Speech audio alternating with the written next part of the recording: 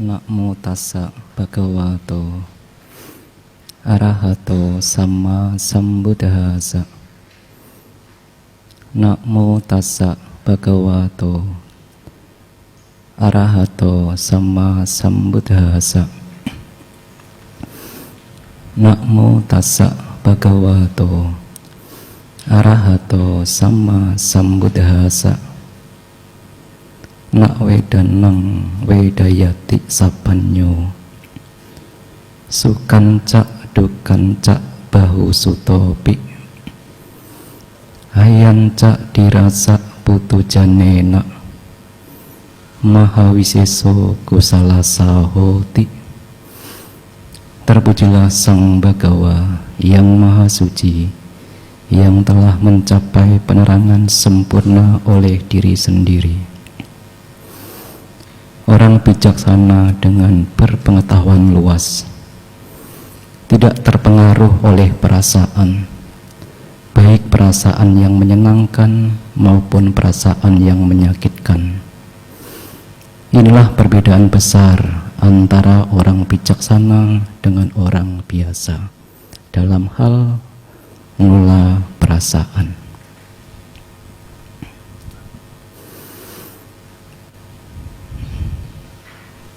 Pemimpin puja pada sore hari ini yang berbahagia, pengurus wihara, ibu bapak, saudara-saudara sedama, selamat sore. Terpujilah Sang Buddha. Namo Buddhaya.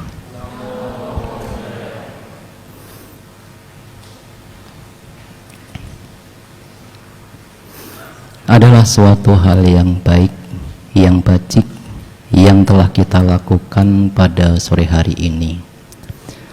Saudara-saudara sedama hadir puja bakti pada sore hari ini dengan penuh keyakinan, dengan penuh rasa bakti kepada Tiratana. Setidaknya telah banyak kebajikan yang dilakukan.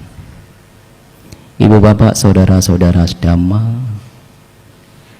melakukan kebajikan melalui perilaku jasmani.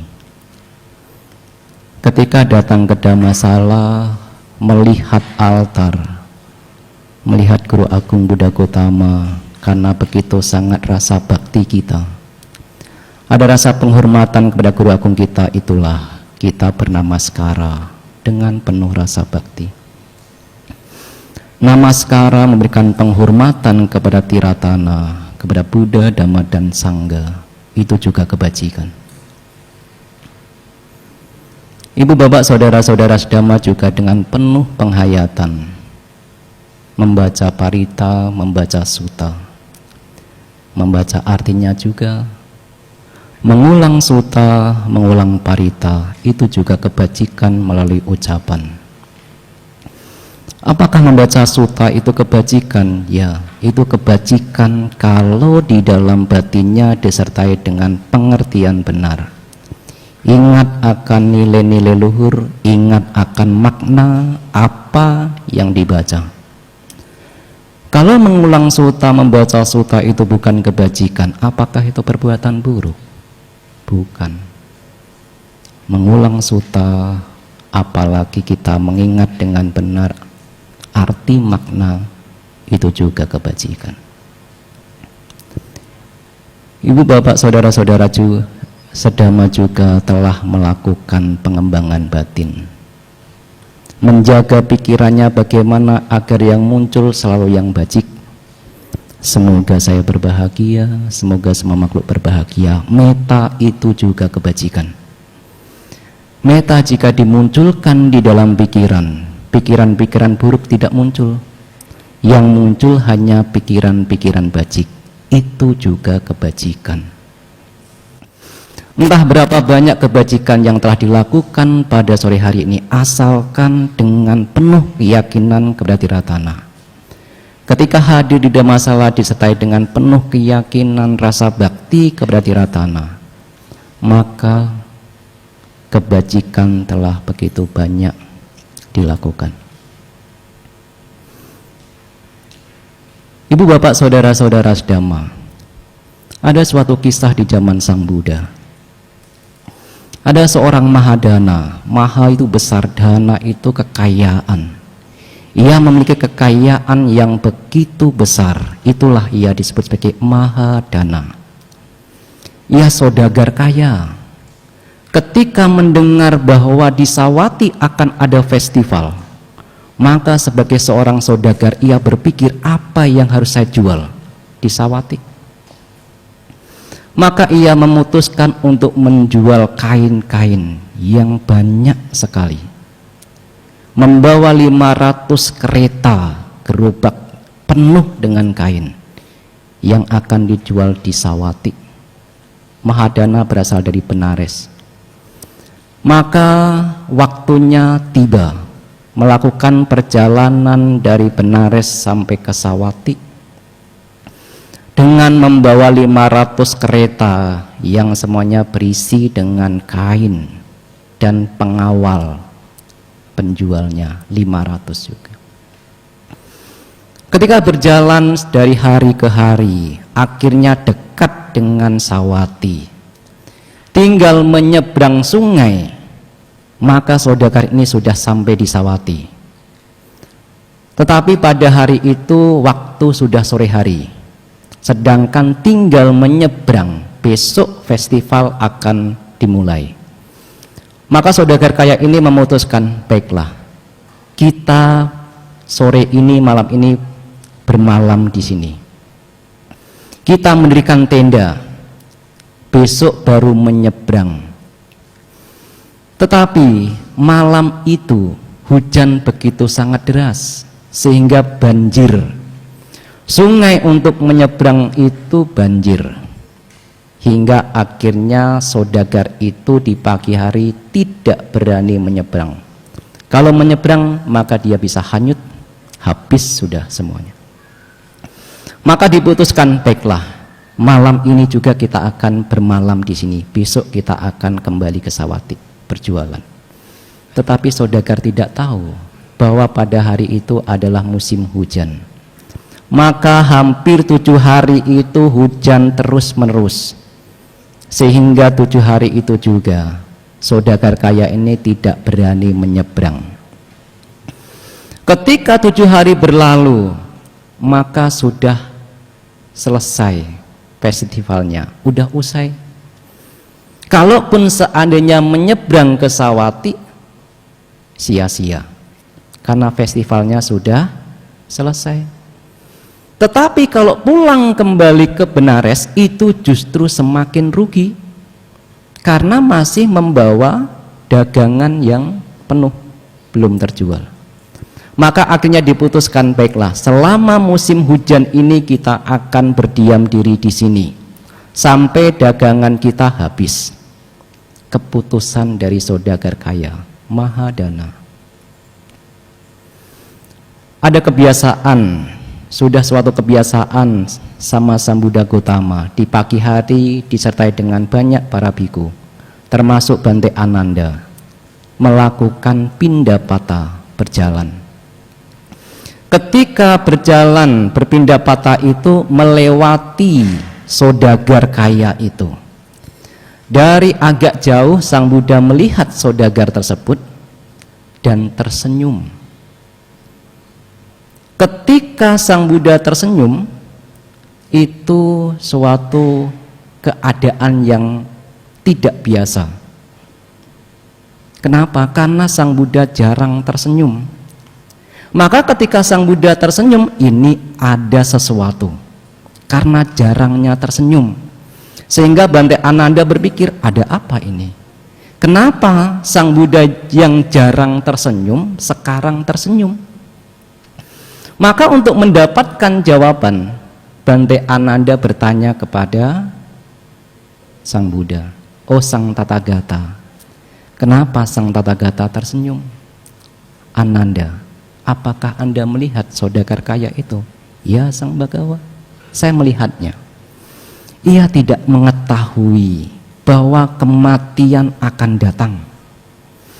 Ia tidak akan memiliki kehidupan lebih dari 7 hari. Setelah 7 hari itu ia akan mengalami kematian.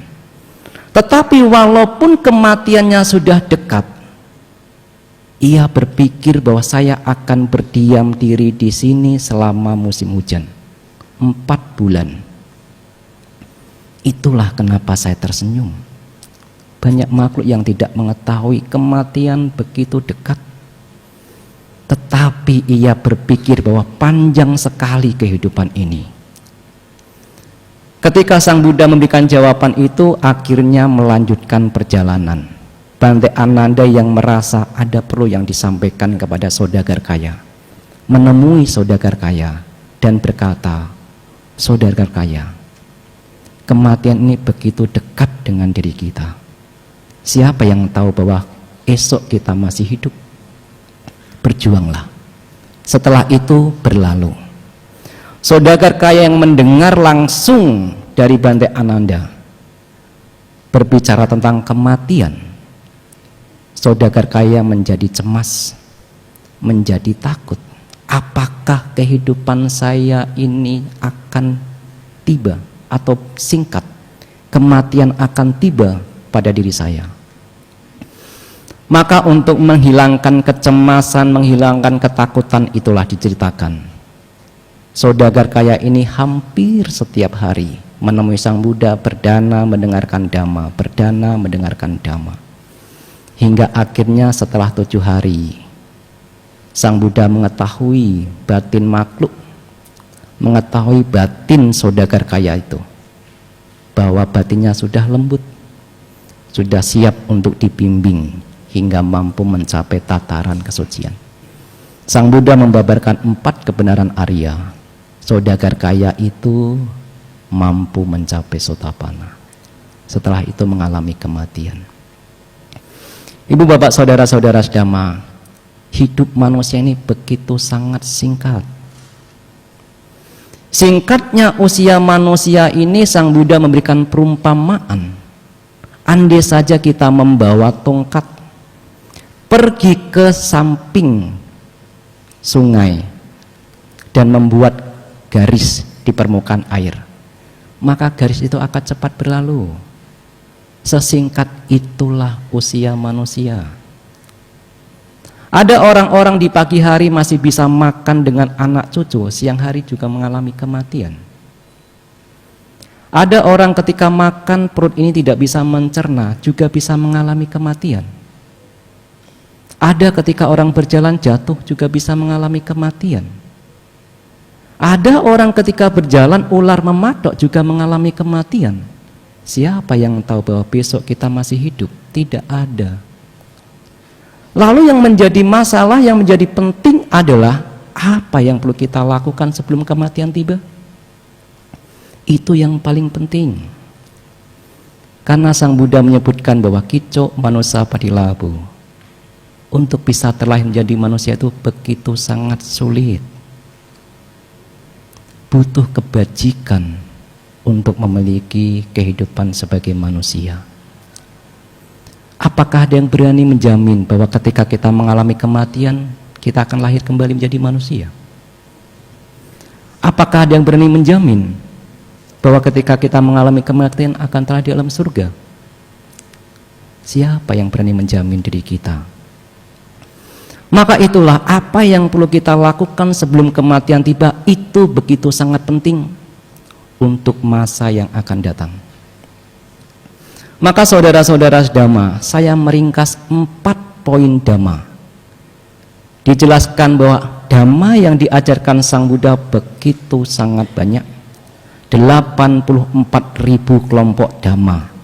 Banyak sekali, hampir 45 tahun. Sang Buddha mengembara membabarkan Dhamma, disertai dengan para siswa. Jika dikumpulkan Dhamma yang dibabarkan, diceritakan 84.000 kelompok Dhamma. Tetapi saya akan mencoba untuk meringkasnya menjadi 4 poin Dhamma agar mudah untuk diingat. Yang pertama yang perlu kita lakukan adalah jaga moralitas. Sila itu dijaga. Sila dijaga. Ketika sila ini dijaga, ucapan tutur kata kita yang buruk, berbohong, memecah belah, kita tutup tutur kata buruk, berbohong, tahu mengatakan tidak tahu, melihat mengatakan tidak melihat, tutup itu. Kalau kita mengatakan seperti itu berarti kita berbohong. Melihat mengatakan, ditanya apakah Anda melihat, saya tidak melihat. Apakah Anda mendengar, saya tidak mendengar, itu berbohong. Orang yang berbohong adalah bagaikan ucapan ini bagaikan kotoran, busuk, berbau. Kalau kita berbohong berarti ucapan kita bagaikan kotoran, berbau busuk.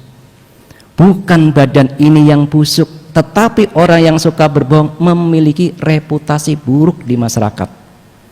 Reputasi buruk di masyarakat itu bau kotoran. Ia akan diceritakan, dia suka berbohong, jangan dekat-dekat dia. Itulah bahayanya kalau suka berbohong, berbau busuk. Tetapi kalau ia ditanya, apakah Anda melihat? Ya, saya melihat. Apakah Anda mendengar? Saya mendengar. Itu kejujuran. Orang yang berbicara penuh kejujuran, ucapannya bagaikan bunga, wangi, indah, disenangi banyak orang. Siapa yang tidak suka oleh bunga? Hampir semuanya suka bunga. Kalau orang ini tidak suka bunga, mungkin altar ini tidak ada bunganya, walaupun sedikit bunganya. Orang yang jujur artinya dia berbau harum. Bukan badannya yang berbau harum, tetapi reputasi di masyarakat ini harum.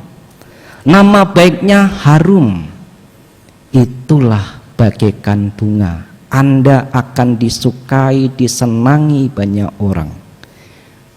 Sekarang Anda tinggal pilih, apakah Anda ingin berbicara bagaikan kotoran? Ataukah Anda ingin berbicara bagaikan bunga? Kalau Anda ingin agar ungkapan, ucapan Anda bagaikan bunga, jujurlah. Jujurlah kepada siapapun ketika ditanya. Tutup tutur kata yang buruk, berbohong, memecah belah. Tidak suka kalau ada orang ini harmonis, tidak suka kalau ada orang ini bahagia. Ia mengadu domba. Kepada si A mengatakan, di belakang kamu dibicarakan sama si B. Kepada si B mengatakan, di belakang Anda ini dibicarakan sama si A. Dia mengadu agar kedua orang ini bertengkar, agar kedua orang ini pisah. Itu mengadu domba. Tutup tutur kata yang buruk, sila dijaga. Selain itu, tutup perilaku jasmani yang buruk, membunuh, mencuri, berbuat asusila, ditutup. Lalu apa keuntungan bagi ia yang memiliki moral yang baik? Tidak harus menunggu di kehidupan yang akan datang, tidak harus. Saya akan menunjukkan keuntungan orang yang memiliki moral yang baik. Setidaknya Sang Buddha menyebutkan ada 5 keuntungan bagi orang yang ucapannya jujur, bagi orang yang perilaku jasmaninya menghindari pembunuhan, pencurian, asusila. Yang pertama, karena perilakunya yang baik, dia penuh kehati-hatian, kekayaan yang ia peroleh akan semakin meningkat. Itu bagi orang yang bermoral. Apa yang didapat ini akan dijaga dengan sungguh-sungguh. Ia tidak sembrono dalam menggunakan kekayaannya. Karena ia menggunakan kekayaan dengan penuh kehati-hatian, menggunakannya tidak dengan sembrono, maka kekayaannya akan semakin meningkat, bukan semakin berkurang. Silena boga sampada. Dengan merawat sila, dengan menjalankan sila, akan diperoleh kekayaan. Tinggal ibu bapak percaya tidak dengan hal-hal seperti itu. Bante, saya ini sudah menjalankan 5 sila, uposata juga sering, tetapi kenapa kok saya tidak kaya-kaya? Anda harus berbicara di dalam diri saya, di diri sendiri. Praktek sila saja belum kaya, apalagi tidak praktek. Lebih bahaya lagi. Lebih bahaya. Yang kedua adalah Anda akan memiliki reputasi baik di masyarakat, tidak harus menunggu di kehidupan yang akan datang. Tidak harus. Apa yang kita praktekkan bisa kita dapatkan di kehidupan ini juga. Orang yang silanya begitu sangat baik, nama harumnya akan tersebar, bahkan mampu melawah arah angin. Orang yang perilakunya baik di Batam bisa sampai di Jawa. Bisa, oh orang ini baik loh, ucapannya jujur, perilaku jasmaninya jujur, bisa menyebar ke segala penjuru. Yang ketiga keuntungannya adalah ia dengan penuh percaya diri, mau kemanapun itu dengan penuh percaya diri. Kenapa? Karena tidak ada perilaku yang tercela itulah. Karena merasa bahwa dirinya tidak melakukan kesalahan, berjalan kemanapun begitu sangat enteng. Berbeda kalau seorang itu pencuri, dia akan berkumpul dengan orang seperti ini, mungkin akan ada rasa ragu.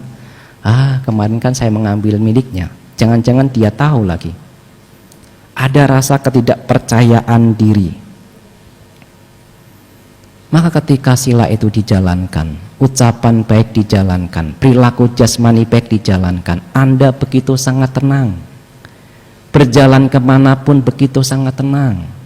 Tidak ada rasa ketakutan, itulah Anda dengan penuh percaya diri, mau berkumpul dengan siapapun. Keuntungan itu bisa didapat di kehidupan saat ini juga.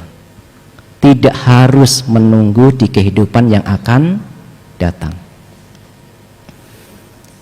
Yang keempat keuntungannya, orang yang silanya baik, ia akan meninggal dengan penuh ketenangan, tidak takut ketika menghadapi kematian.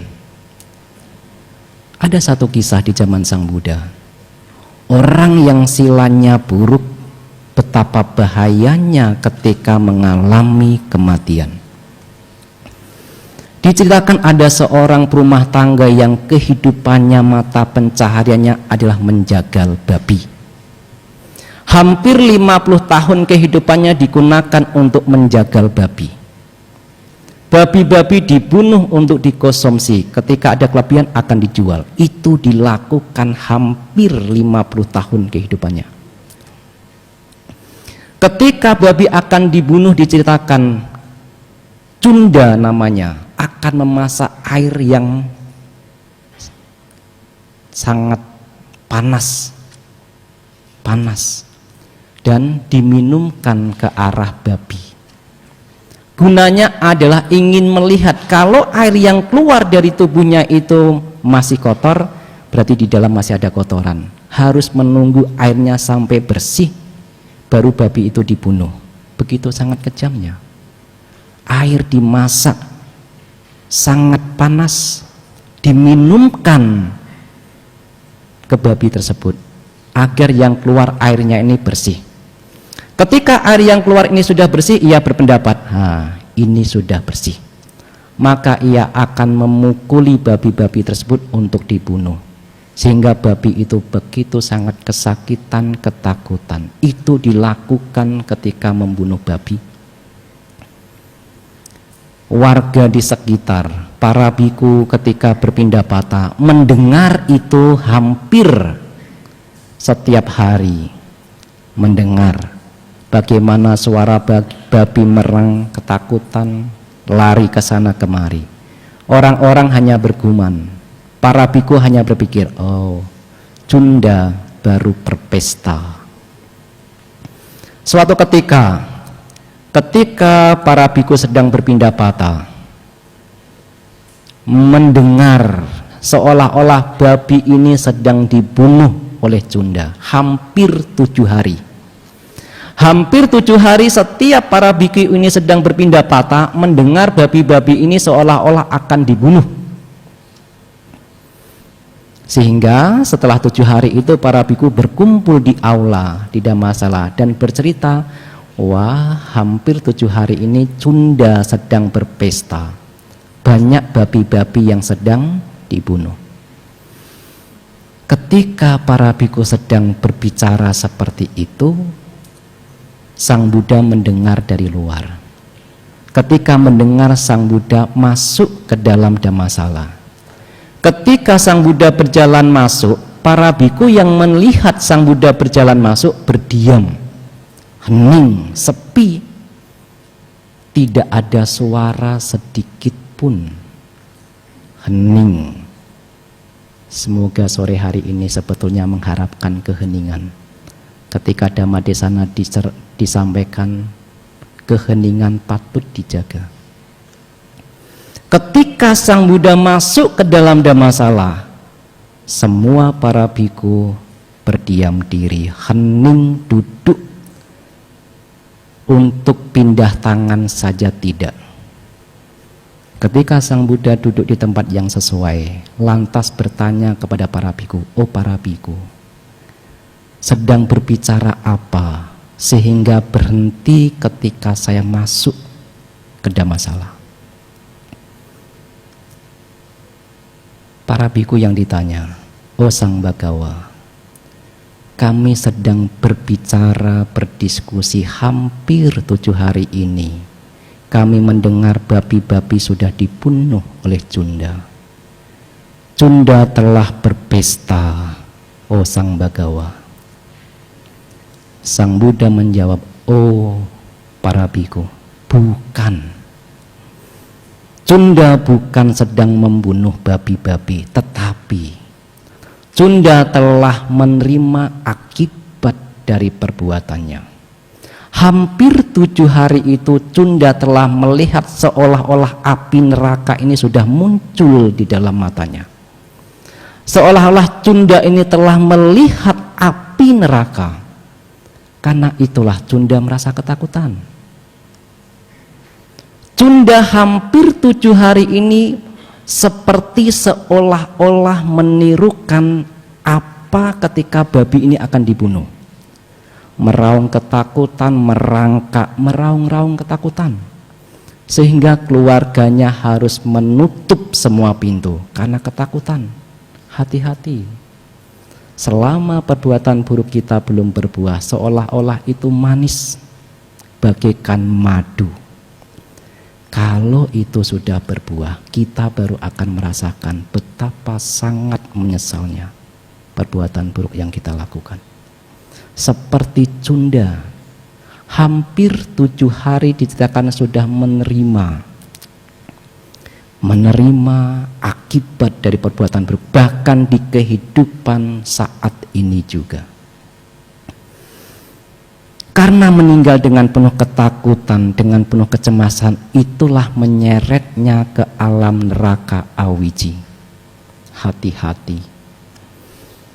Para bijaksanawan tidak memuji ia yang ketika meninggal dalam keadaan ketakutan, kecemasan, karena melihat hal-hal buruk yang dilakukan.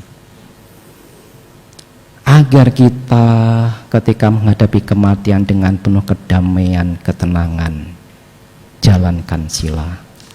Manfaat keuntungan menjalankan sila yang keempat adalah ketika akan mengalami kematian, tenang, damai. Dan karena ketika akan mengalami kematian tenang, damai, yang kelima keuntungannya akan terlahir di alam bahagia.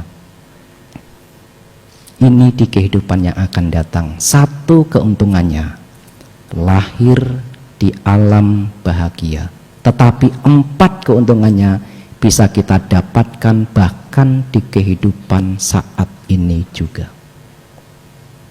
Kekayaan bertambah, penuh dengan percaya diri. Ia juga memiliki reputasi yang baik, dan ketika akan mengalami kematian, tenang, damai. Apakah masih melalaikan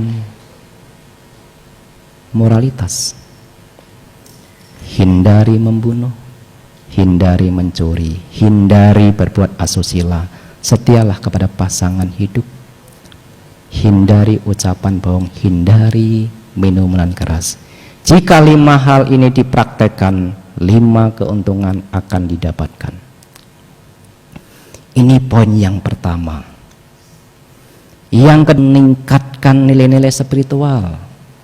Kita tidak hanya dengan menjaga tutur kata kita. Kita juga tidak hanya menjaga perilaku jasmani kita, tetapi kita melakukan sesuatu, yaitu berbagi. Berbagilah apa yang Anda punya, berbagi, memberi.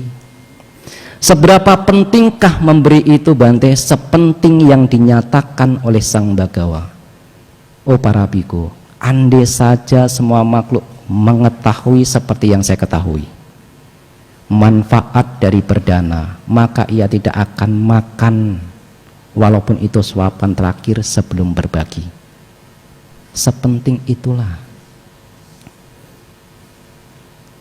Apakah berbagi itu harus dengan para biku? Bukan.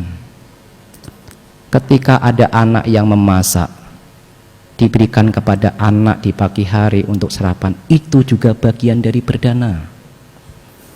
Ketika seorang istri ini masak dengan sungguh-sungguh, diberikan kepada suami, itu juga berdana. Apakah ketika memberi kepada para biku baru dikatakan berdana? Kalau kepada anak, kepada suami, kepada orang tua tidak dikatakan berdana? Bukan seperti itu. Ketika Anda mempersembahkan ke orang lain, lakukanlah ini karena berdana, ini karena kebajikan. Maka apa yang Anda tanam itu adalah kebajikan. Berbagilah. Berbagilah. Ketika suami bekerja dengan sungguh-sungguh, memberikan perolehannya kepada istri, apakah itu juga berdana? Itu bagian dari berdana.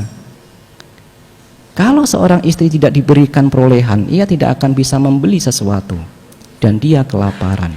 Karena Anda memberi itulah istri mampu mengelola dengan baik. Bukan hanya ketika memberikan sesuatu kepada wihara baru dikatakan berdana. Kalau kepada anak, kepada istri, kepada orang tua bukan berdana. Bukan seperti itu. Ketika Anda memberikan sesuatu kepada istri, memberikan sesuatu kepada anak, pikirkan ini bagian pelatihan kerelaan. Ini bagian dari berdana. Berdanalah dengan sungguh-sungguh.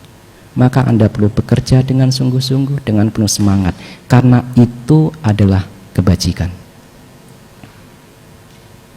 Suatu ketika Sang Buddha sedang berjalan di Nalanda, ada seorang kepala desa yang begitu sangat benci kepada Sang Buddha, tidak suka kepada Sang Buddha.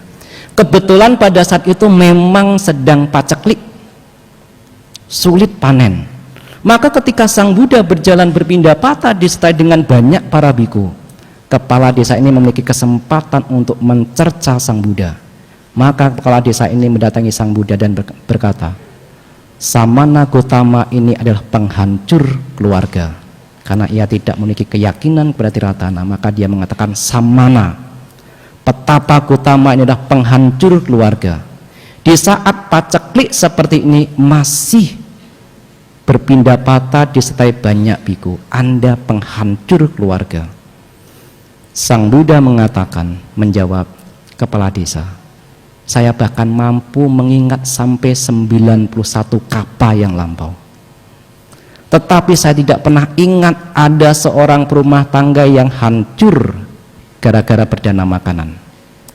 Justru saya melihat ada orang yang sejahtera karena dari berbagi, menjaga moralitas dan mengendalikan pikiran buruk. Karena inilah orang-orang begitu sangat sejahtera. Itulah berdana, relaan, melatih kedermawanan. Tetapi mempraktekkan sila dan menjalankan praktek dana ini belum cukup. Masih ada yang lebih baik lagi. Masih ada yang lebih baik. Berdana baik untuk dilakukan, tetapi ada yang lebih baik daripada berdana. Mempraktekkan sila itu jauh melebihi. Manfaatnya melebihi berdana. Untuk apa mampu berdana kalau ucapannya bohong? Untuk apa mampu berbagi kalau ia mencuri? Ia akan dicela di masyarakat. Kalaupun seandainya ia belum mampu berdana, tetapi ucapannya baik, perilakunya jasmaninya baik, ia tetap akan mendapatkan pujian. Tetapi praktek dana dan sila ini juga belum cukup. Ada yang lebih bermanfaat ketika dijalankan. Pengembangan meta. Poin ketiga, meta.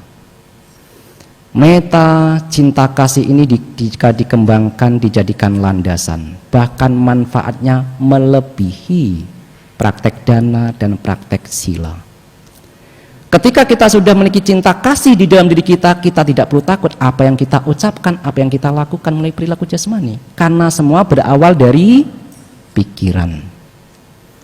Ketika pikiran kita luhur, ketika pikiran kita bajik, ucapan kita menjadi bajik, perilaku jasmani kita menjadi bajik. Mampu tidak kita menjaga satu saja, pikiran kita.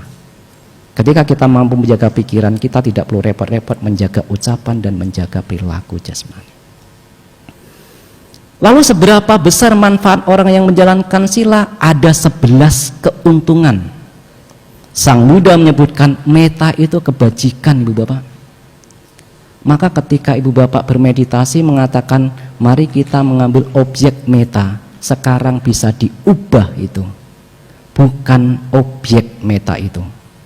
Meta itu adalah kebajikan. Meta itu adalah kusala. Meta itu adalah nilai luhur. Lalu kalau kita ditanya apa objek dari meta, semua makhluk itu adalah objek dari meta. Meta kita. Ketika kita keluar dari wihara, di depan ada kucing. Kucing itu adalah objek dari meta kita. Semoga kucing ini berbahagia. Ketika di pagi hari suami melihat istri, istri itu adalah objek dari meta seorang suami. Semoga istri saya bahagia. Semoga istri saya sehat. Semoga ia sejahtera. Itu objek. Ketika istri melihat seorang anak, anak itu bisa dijadikan objek dari meta kita. Semoga anak-anak saya sukses, semoga anak-anak saya sejahtera, semoga anak-anak terbebas dari malapetaka. Itu adalah objek anak dari meta kita. Maka sekarang pikiran kita, pemahaman kita harus diubah. Meta itu adalah nilai luhur. Meta itu adalah nilai kebajikan. Itulah yang ada di dalam karya Metta Sutta. Inilah hal-hal yang harus dikerjakan, yang membawa pada kedamaian. Metta Sutta. Kalau kita mengembangkan meta, itu membawa kedamaian, membawa ketenangan. Maka di dalam Anggutara Nikaya ada 11 manfaat. Ada 11 manfaat orang yang menjalankan sila, menjalankan meta. Yang pertama, ia bisa tidur dengan nyenyak. Itu manfaatnya, keuntungan dari menjalankan meta, praktek meta. Secara cepatnya saja. Secara cepatnya saja. Yang kedua adalah ketika terbangun, terjaga di malam hari, ia terjaga dengan penuh kebahagiaan. Ketika ia bangun dari tidur, ia bangun dengan penuh kebahagiaan karena pikirannya disertai dengan meta. Ketika tidur ia tidak teringat, tidak muncul mimpi-mimpi buruk. Kalau ibu bapak ketika mimpi buruk, ibu bapak bisa mengecek sebelum tidur saya berpikir apa. Ketika ibu bapak tidur tidak nyenyak, sebelum tidur ibu bapak berpikir tentang apa? Apakah iri hati? Apakah kebencian, apakah kemarahan yang muncul? Ketika itu yang muncul, bagaimana bisa tidur dengan nyenyak? Bagaimana bisa tidur dengan penuh kebahagiaan? Karena yang ada adalah pikiran buruk. Keuntungan ini baru 3. Yang keempat, orang yang penuh dengan meta akan disukai manusia. Manusia piyohoti. Para manusia, orang-orang ini akan suka, bahagia kepada orang yang penuh dengan meta. Yang kelima, amanusa piyohoti. Makhluk yang bukan manusia ini juga sayang. Makhluk yang bukan manusia, amanusia itu juga suka melihat orang yang penuh dengan meta. Yang keenam, akan dilindungi oleh para dewa. Para dewa ini akan melindungi orang-orang yang penuh dengan meta. Lalu kita bertanya, apakah mungkin Bante kita dilindungi oleh dewa. Mudahnya seperti ini saja kalau kita sulit untuk menerjemahkan. Sang Buddha menyebutkan di alam manusia ini ada seolah-olah manusia dewa. Ada. Jasmaninya ini seperti manusia tetapi batinnya seperti dewa. Manusia dewa. Orang yang baik penuh dengan meta ketika mendapatkan kesulitan, orang-orang baik ini tidak akan membiarkan. Ia akan dibantu, ditolong oleh orang-orang baik. Itu seperti itu saja. Ada orang-orang yang bagikan dewa, walaupun jasmaninya manusia, tetapi karena perilakunya, ucapannya, pikirannya begitu sangat luhur, ini seperti dewa. Nah, orang yang seperti dewa ini ketika dia mendapatkan kesulitan, orang-orang yang baik juga akan mendatanginya. Ia tidak rela membiarkan orang yang baik ini susah sendiri. Seperti itulah kira-kira para dewa melindungi. Kalau kita sulit menerjemahkan, bagaimana mungkin dewa melindungi kita? Yang ketujuh, api diceritakan, racun diceritakan, senjata tajam diceritakan, tidak mampu melukai orang yang penuh dengan meta. Bagaimana mungkin api tidak mampu melukai? Mudahnya seperti ini saja, Ibu Bapak. Orang yang penuh dengan meta, ucapannya menjadi begitu baik, perilaku jasmaninya begitu menjadi baik, maka di masyarakat ia akan disegani, di masyarakat akan dihormati. Bagaimana mungkin orang akan membunuhnya? Bagaimana mungkin orang akan meracuninya? Bagaimana mungkin orang ini akan membakarnya? Maka orang-orang yang pikirnya dengan penuh kebajikan, ucapan bajik, perilaku jasmani bajik, ia akan mendapatkan kehidupan yang wajar. Coba kalau seandainya ibu bapak keluar terus marah-marah sama orang, mungkin orang itu membawa pisau langsung ditusuk. Tidak tahan mendengar ucapannya, Bante, tusuk sudah.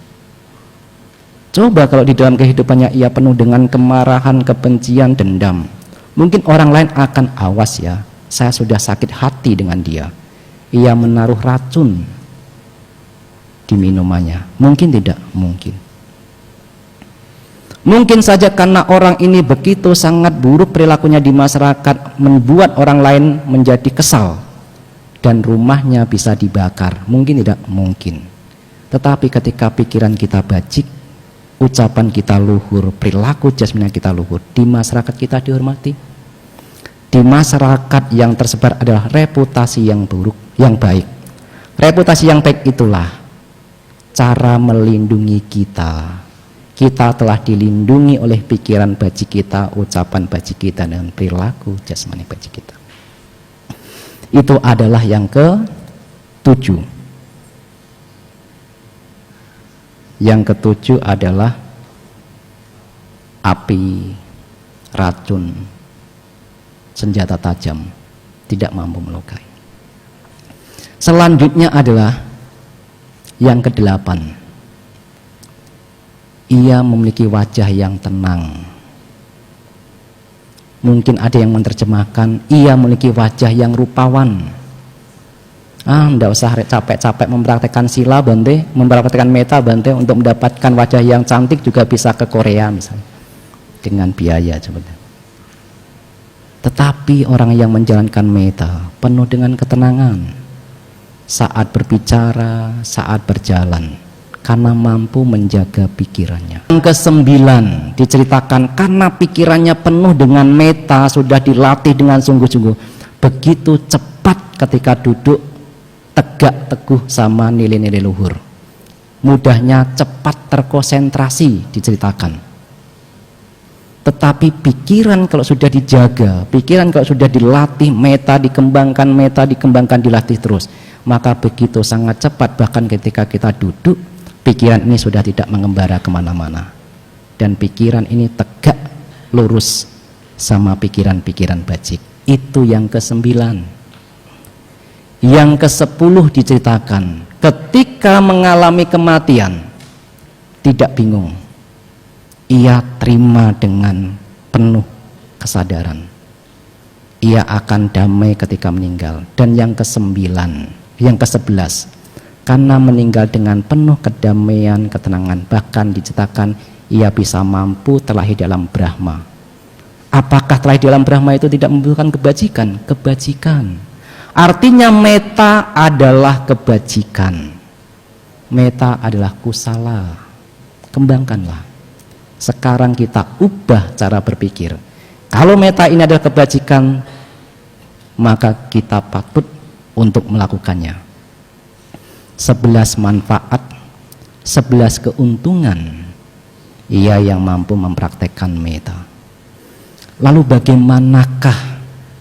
bagaimanakah secara mudahnya untuk mempraktekkan meta?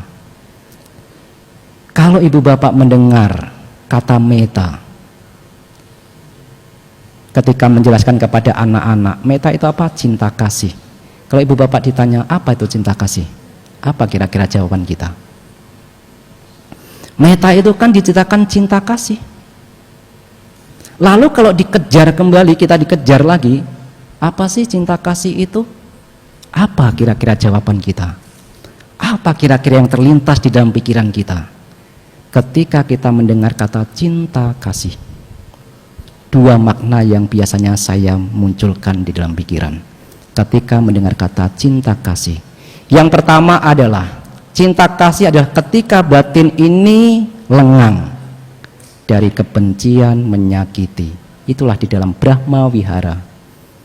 Kegusaran, kedengkian, berbagai macam kerisauan, lengang. Itulah cinta kasih. Ketika kita ditanya oleh anak-anak, apa itu Pak cinta kasih, apa itu Ma cinta kasih? Ketika Anda tidak membenci, ketika Anda tidak menyakiti, ketika Anda tidak iri hati, ketika Anda tidak gusar kepada orang lain, itulah cinta kasih. Lalu yang kedua apa? Ketika kita mendengar cinta kasih, maka pikiran ini langsung memahami harapan baik kepada pihak lain. Di dalam Brahma Wihara disebutkan, semoga semua makhluk berbahagia, bebas dari penderitaan, bebas dari mendengki dan didengki, bebas dari menyakiti dan disakiti. Itu adalah harapan baik kepada pihak lain. Dua hal. Ketika kita mendengar cinta kasih, ketika kita berharap kepada pihak lain, apakah kepada misalnya suami kepada istri, apakah suami kepada anak-anaknya, seorang tua kepada anak-anaknya, ketika ada harapan baik kepada pihak lain, itu adalah meta. Kita telah mengembangkan meta, kita telah mengembangkan cinta kasih. Maka sebisa mungkin kita melihat kebaikan orang lain. Ketika kita melihat kebaikan orang lain, yang ada adalah penuh dengan cinta kasih. Tetapi selama kita selalu melihat keburukan orang lain, yang ada adalah kebencian, kemarahan, dendam di dalam diri kita. Mampu tidak kita melihat orang lain dari kebaikannya? Ucapannya tidak baik, tapi saya pernah dibantu kok, dia baik. Hilang kejengkelan. Dia kan seperti itu, malam-malam tidurnya kok bersuara, tetapi dia baik kok, suka membantu. Hilang kejengkelan. Untuk melenyapkan kejengkelan, lihat orang lain dari kebaikannya. Kalau kita mampu itu, kejengkelan kita bisa redam. 3 poin Dhamma, dana, sila, meta. Tapi ini juga belum cukup. Dana, praktek sila, juga praktek meta, ini akan membawa keluhuran batin, ya. Akan bisa mengantarkan seseorang bahkan telah di alam Brahma. Lalu sekarang pertanyaannya adalah, di alam Brahma itu kekal atau tidak? Tidak kekal. Praktek dana, praktek sila, praktek meta itu ada kebahagiaannya, bisa menimbulkan perasaan bahagia. Tapi kalau ditanya, perasaan ini kekal atau tidak? Tidak kekal. Setinggi apapun, seluhur apapun perasaan kebahagiaan yang muncul karena berdana, praktek sila, dan praktek meta, ini pun akan berlalu. Maka poin yang keempat lalu diterapkan. Ketika ada perasaan bahagia, harus dilihat sebagai yang tidak kekal. Itulah anicca. Mampu tidak kita melihat bahkan perasaan bahagia yang muncul karena berdana saja tidak harus dilekati. apalagi perasaan yang menyakitkan. Maka di awal saya mengutip salah satu sutta di dalam Samyutta Nikaya tentang perasaan. Kita orang biasa juga terkena perasaan. Perasaan sakit secara jasmani ada. Tetapi orang bijaksana, bahkan Sang Buddha juga terkena perasaan. Perasaan yang menyakitkan dari jasmani. Hanya bedanya dijelaskan adalah orang yang terpelajar, orang yang memiliki wawasan luas, bahusutta, ia tidak terseret ketika perasaan senang itu muncul atau perasaan menyakitkan itu muncul. Ia hanya merasakan sakit secara jasmani. Tetapi kita, orang yang tidak punya wawasan, tidak punya pengetahuan, ketika sakit gigi, perasaan sakit juga muncul di dalam diri kita. Berarti kita telah sakit dua kali. Sakit secara fisik, sakit secara mental batin. Hati-hati tentang perasaan. Itulah kenapa saya cocok dengan objeknya Wedana, perasaan. Sedangkan yang dilihat adalah anicanya, berubah. Tidak kekal. Tidak ada yang kekal. Hati-hati dengan perasaan. Saya akan menceritakan satu kisah nyata ini baru terjadi. Bagaimana kita harus dengan hati-hati tentang perasaan. Kalau kita tidak hati-hati dengan perasaan, bahkan kita bisa menjadi orang yang paling hina sekalipun di masyarakat. Tetapi kalau kita bisa menggunakan Wedana perasaan ini sebagai yang tidak kekal, kita bisa melihatnya, maka kita bisa menjadi orang mulia. Ada satu kisah nyata terjadi. Saya pernah membaca ini di berita. Kalau berita ini bohong, bukan saya yang berbohong, tapi beritanya. Suatu ketika ada petani, benar terjadi, diceritakan berita, petani pagi-pagi sekali pergi ke sawah untuk mengairi sawahnya. Di sawah itu ada sumur yang airnya digunakan untuk bertani tersebut. Ketika di pagi hari itu petani ingin melihat tanaman untuk menyirami, ia mulai pergi ke sumur. Ketika melihat ke dalam sumur, ingin mengambil air, ada sosok benda yang mencurigakan. Semakin dilihat, semakin nampak mencurigakan. Akhirnya ketika diperhatikan dengan sungguh-sungguh, ia mayat. Itu mayat. Ada jenazah di dalam sumur tua.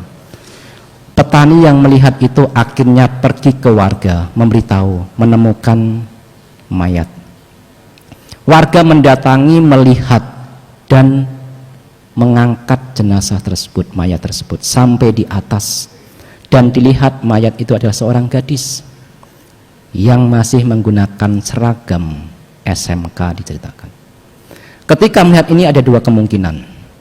Ia bunuh diri ataukah dibunuh. Tapi biar itu menjadi jawaban yang benar, para warga harus mengundang polisi. Polisi datang untuk mengecek, melihat jenazahnya, dan setelah itu diambil kesimpulan, ini dibunuh, bukan kasus bunuh diri. Secepat itulah akhirnya polisi ketika mengetahui bahwa ini kasus pembunuhan, secepat itu juga polisi mengejar siapa dalam pembunuhannya. Tidak butuh waktu lama. Tidak butuh waktu 3 hari, tersangkanya tertangkap. Lalu kalau kita mendengar, membaca kasus pembunuhan, polisi itu begitu sangat terampil, begitu sangat pandai mengungkap. Bahkan yang tinggal rambut saja, bahkan yang tinggal baju saja bisa terungkap ini siapa yang membunuh. Bahkan jenazah atau mayat ini sudah bertahun-tahun, tinggal tulang bisa ketemu siapa pembunuhnya. Jangan main-main. Jangan berpikir bahwa polisi kita itu tidak terampil dalam mengungkap kasus pembunuhan. Tapi di sisi lain saya merenungkan, ketika mengetahui atau membaca kenapa kasus pembunuhan ini begitu sangat mudah terungkap, lalu saya mengkaitkan dengan ajaran Sang Buddha. Sang Buddha menyebutkan bahwa untuk bisa terlahir menjadi manusia itu amat sangat sulit. Artinya orang yang lahir menjadi manusia membawa kebajikan. Hati-hati. Kalau kita sampai melukai orang, sampai membunuh, bahkan orang yang membawa kebajikan, celaka bagi kita. Bukankah bagi seorang biku juga berbahaya membunuh manusia? Ketika seorang biku membunuh manusia, artinya kebikuannya sudah habis total pada saat itu. Dia sudah tidak menjadi biku. Berbahayanya seperti itu. Maka harus dihindari. Kalau ingin menjadi biku kembali, apakah bisa? Tidak bisa di kehidupan saat ini juga.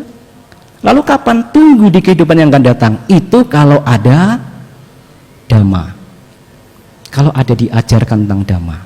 Sudah ada dhamma, tetapi tidak ada upajaya, tidak bisa. Sudah ada dhamma, sudah ada upajaya, tetapi tidak ada acarya, tidak bisa menjadi biku.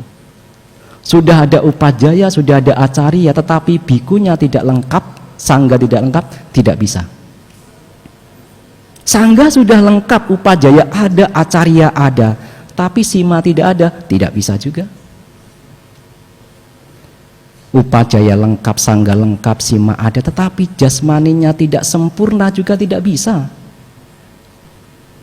Jasmaninya sempurna, kalau perempuan juga tidak bisa. Betapa sangat panjang rentetan untuk menjadi seorang biku. Maka ketika dhamma ini sudah muncul, upajaya ada, acarya ada, sangga ada, sima ada, kenapa tidak ada yang menjadi biku? Bukankah kesempatan?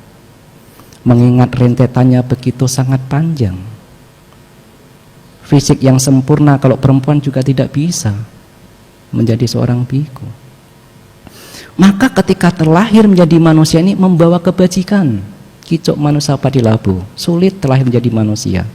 Kalau kita sampai membunuh manusia, artinya kita membunuh orang yang membawa kebajikan, celaka bagi kita.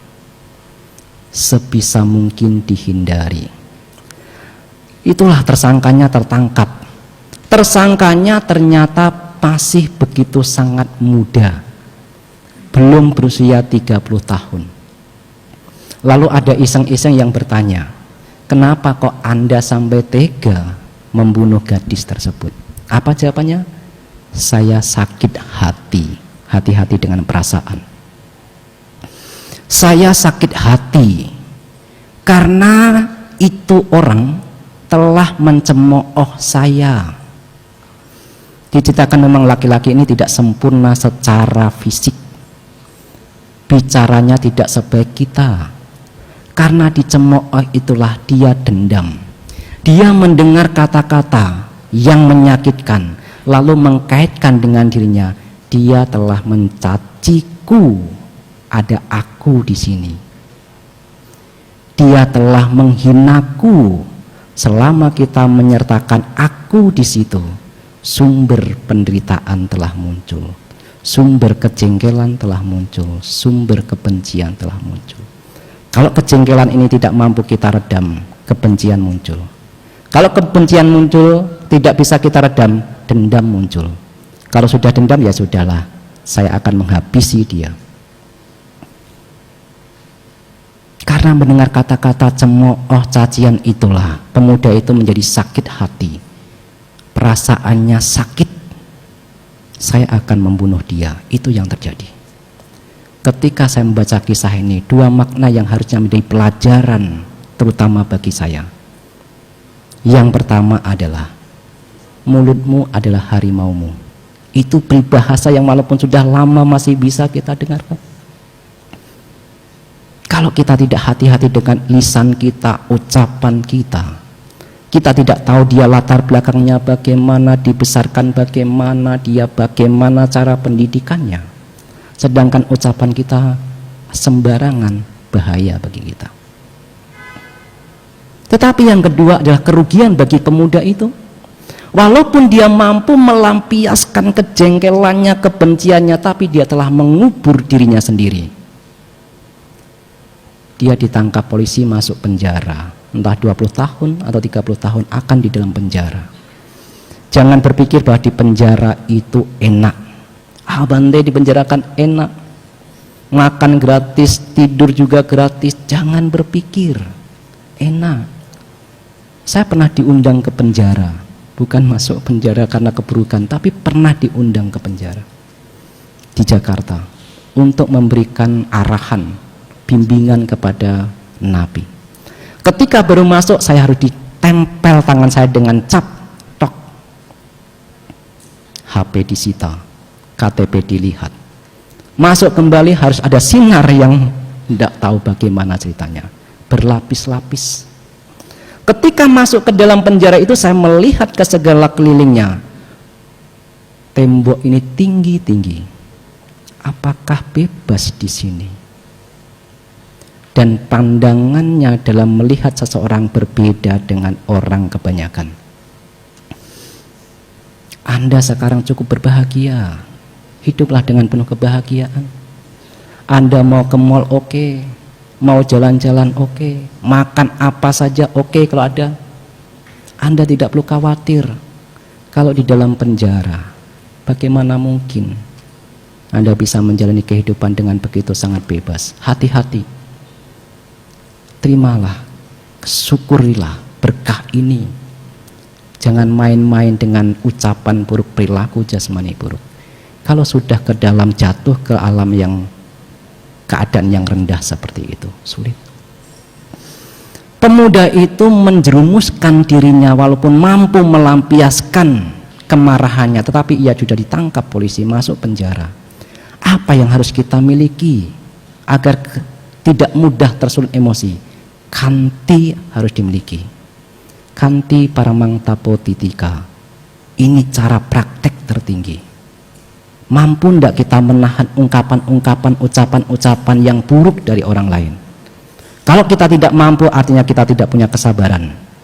Tapi kalau kita mampu menahan ocehan, celaan, cacian, ada kesabaran. Dan kita bisa praktek lebih jauh. Kanti, tahan, lapar sedikit tahan. Kalau seorang biku tidak mampu menahan, tidak ada kanti situ, malam-malam lapar, bisa cari pop mie nanti, wah makan. Tidak ada ketahanan, tidak ada kesabaran. Kanti itu harus dimunculkan. Selain kanti, selain ketahanan, anicca dikembangkan. Muncul perasaan yang begitu sangat menyakitkan, sadari ini pun akan berlalu, tidak kekal abadi. Ketika kita mampu menerapkan anicca di situ, perasaan lama-lama menjadi luntur. Dan karena anicca berhubungan dengan panya itulah, maka ketika perasaan muncul bisa menjadi orang yang bijaksana karena melihat dari anicca. Tapi seseorang yang tidak mampu melihat dari anicca, ia jatuh di dalam kemerosotan kehidupan. Inilah 4 poin dhamma. Kebajikan harus kita miliki. Dana, sila, meta. Ini kebajikan. Harus kita miliki. Harus kita tanamkan. Kalau kita tidak memiliki kebajikan, sulit untuk maju. Bante Sariputta dan Bante Moggallana adalah bante-bante yang memiliki kebajikan besar. Beliau dilahirkan di keluarga yang begitu sangat mapan. Bahkan diceritakan orang tuanya adalah penguasa wilayah. Kalau tidak punya kebajikan, bagaimana mungkin bisa terlahir di keluarga yang begitu sangat mapan? Bante Ananda adalah orang yang terlahir menjadi seorang pangeran. Kalau tidak memiliki kebajikan, bagaimana mungkin terlahir di keluarga pangeran? Bante Anuruddha juga, bahkan Bante Anuruddha adalah punya kebajikan. Diceritakan bahwa Pangeran Anuruddha ketika masih menjadi seorang pangeran tidak pernah mendengar kata tidak ada. Apapun yang diminta selalu ada. Betapa sangat besar kebajikannya. Bante Anuruddha ketika masih menjadi pangeran bahkan tidak pernah mendengar kata tidak ada. Karena begitu sangat mewahnya. Apakah yang dilakukan di kehidupan lampau? Dana, sila, bawana. Dana dipraktekkan. Ketika dana dipraktekkan, sila dipraktekkan, meta dipraktekkan, itu menuntun kita, kondisi kita menjadi baik. Dan disitulah tempat untuk praktek kebijaksanaan. Tapi kalau kita kikir, sila kita buruk, meta juga tidak kembangkan, kita jatuh ke alam rendah. Bagaimana mungkin kita mengembangkan kebijaksanaan? Di alam rendah bagaimana kita bisa praktek dhamma? Sulit. 4 poin dhamma ini bisa diingat. Dari 84.000 kelompok dhamma, saya menyingkatnya menjadi 4 ini. Dana, sila, meta, anicca. Jika kita merenungkan, kita mempraktekannya, kita tidak perlu takut. Biarkan batin ini berkembang dengan sendirinya. Kalau diringkas lagi bisa tidak Bante? Bisa. Menjadi 3 poin kelompok dhamma. Sabapapa sakenang. Hindari segala macam perbuatan buruk. Sila dijalankan. Kalau kita menjalankan sila, maka kita telah mempraktekkan anjuran Sang Buddha yang pertama, menghindari segala macam perbuatan buruk. Praktekkan dana dan meta, itu adalah kebajikan. Kusala supasambada, kembangkan kebajikan. Dan murnikan batin ini. Sila, dana, meta belum cukup, tetapi sacita priyodapanang. Pikiran ini harus kemelekatan ini harus dihancurkan, iri hati harus dihancurkan. Itulah anicca. Disingkat menjadi 3 kelompok dhamma. Sabapapa sakenang, kusala supasambada, sacita priyodapanang. Inilah yang bisa saya sampaikan pada malam hari ini. Kalau lupa apa yang saya ceritakan tadi, 4 poin dhamma ini patut diingat. Dana, sila, meta, anicca. Kembangkan, kembangkan, kembangkan. Ibu bapak praktek, saya juga berlatih. Praktek, kita sama-sama berlatih. Kalau seandainya di kehidupan ini kita belum mampu mengakhiri segala macam penderitaan dengan membiasakan 4 hal ini, kemungkinan di kehidupan yang akan datang kita juga akan mempraktekkan kembali. Karena kebiasaan yang kita lakukan di kehidupan ini, kebiasaan-kebiasaan itu bisa berlanjut di kehidupan yang akan datang. Seperti itulah bodhisatta, sehingga mampu mencapai sama Sang Buddha karena berbagai kebiasaan baik telah dilakukan di banyak kehidupan. Maka kita tidak perlu khawatir tentang jasa kebajikan. Lakukanlah. Semoga kita selalu maju di dalam dhamma. Semoga semua makhluk berbahagia.